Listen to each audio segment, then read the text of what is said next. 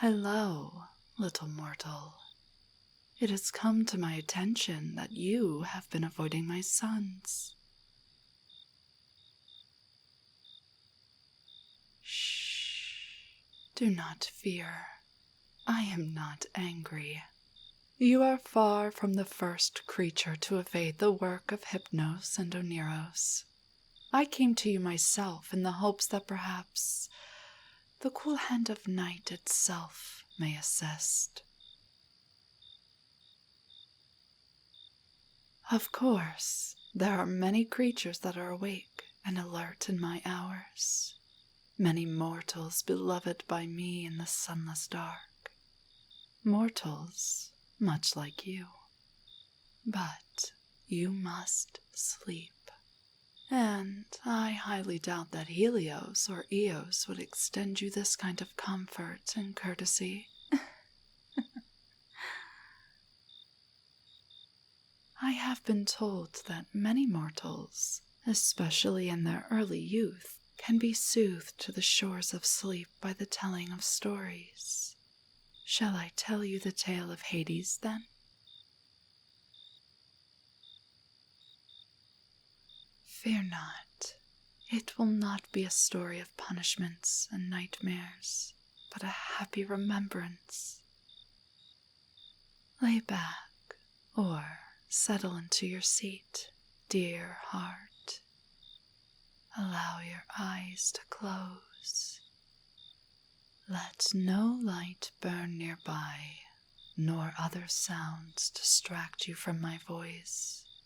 Simply ease the tension from your body and listen to my voice.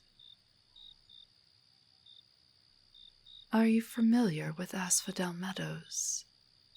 It is where most ordinary souls are sent in the afterlife. It is no place of punishment such as Tartarus, but not so blissful as Elysium. Picture the long stems and star-like flowers of the asphodel flower, grown waist-high and taller, and the translucent fingers of the dead caressing them gently. It is a peaceful place, the meadows, but little more, at least. That is how I might have described it before Our Lady came to us. I speak of Persephone, of course. Beautiful, young, flowering maiden even within the underworld. She is quite dear to me, and this story will surely help explain to you the extent. The realms of the dead are notoriously difficult terrain in which to grow anything less than the hardest flora. When Our Lady came to us, she brought with her all the powers of her godhood, and for the first time, we could see promise in our dark lands.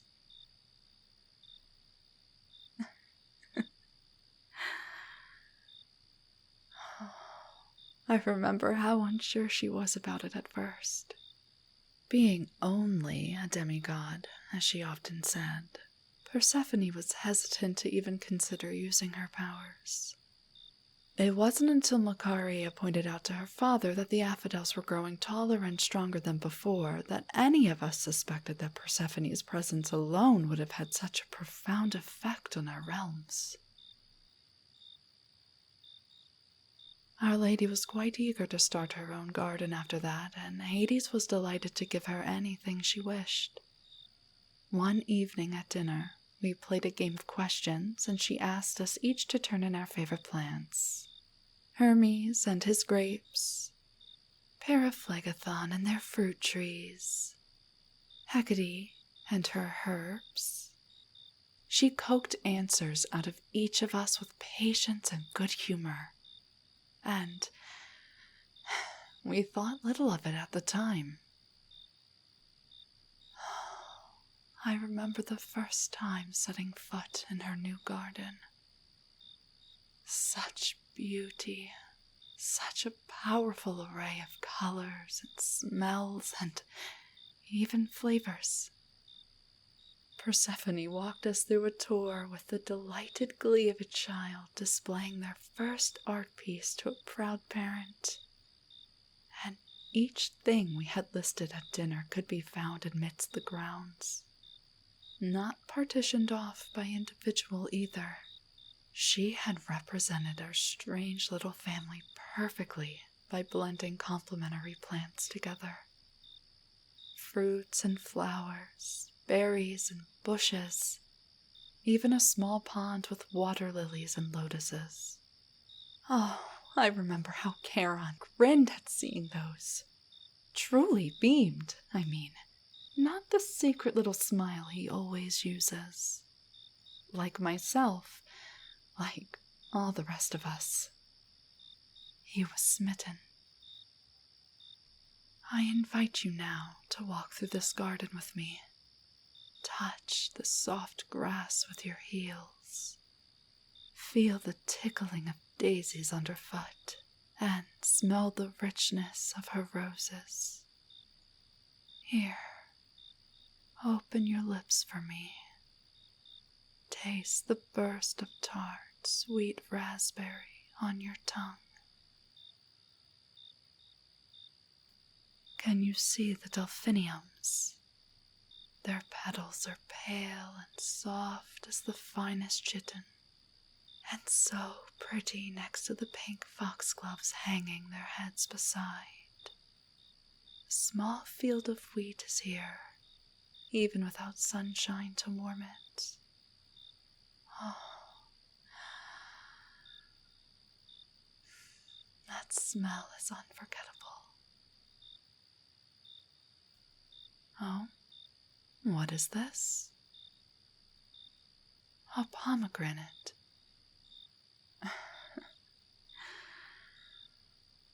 Oh, no. It is perfectly safe to eat. Anything cultivated by Persephone's gentle hand is safe for mortal consumption. Here, let me open it for us, that we might share the deep red jewels inside.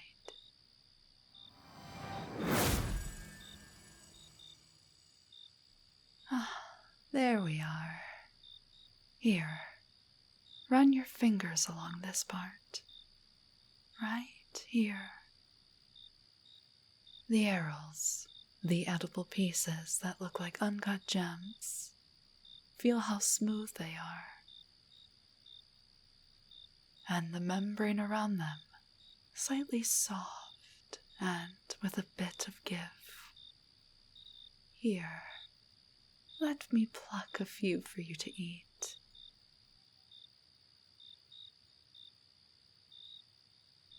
Yes, you can eat the whole thing. The seeds aren't harmful.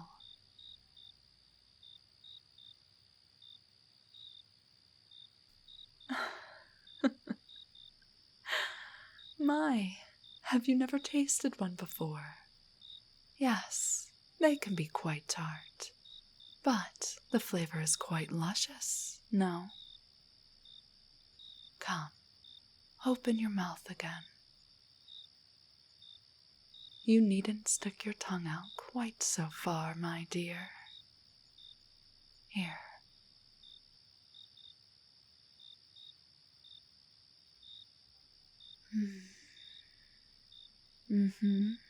Yes, it is one of my favorite fruits. But it is not the one that Persephone planted for me. No, for me, she planted violets. You seem closer to the shores of sleep now, my dear. Let us leave the garden for now, but know that you are always welcome back. Our Lady has said to allow any and all visitors, so you need not wait for me to bring you next time. But here, take a violet with you before you drift off.